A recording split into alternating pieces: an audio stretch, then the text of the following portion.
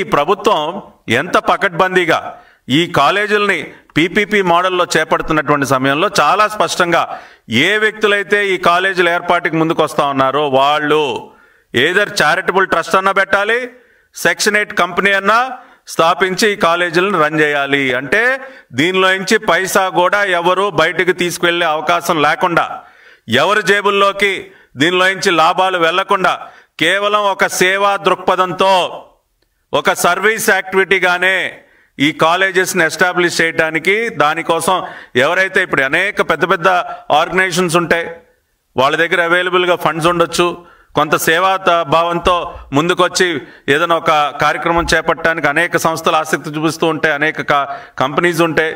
అటువంటి వారు కేవలం either as a charitable trust or a section 8 company కిందే ఈ కాలేజెస్ని రన్ చేయాలని చెప్పి ఇంత స్పష్టంగా పెడితే ఎవరికి దోచిపెడతా ఉందండి? ఎవరికన్నా దోచిపెట్టే ఆలోచన ఉంటే మేము ఈ కండిషన్ పెడతామా? ఏ ప్రైవేట్ వ్యక్తి కన్నా లాభం చేకూర్చే విధంగా, లబ్ధి చేకూర్చే విధంగా ఈ ప్రభుత్వం వ్యవహరిస్తే మీరు చారిటబుల్ ట్రస్టే పెట్టాలి, సెక్షన్ 8 కంపెనీనే పెట్టాలి అని నిబంధన పెడుతుందా? దాన్ని బట్టి చంద్రబాబు నాయుడు గారి ప్రభుత్వానికి ఉన్నటువంటి నిజాయితీ అర్థం కావట్లేదా?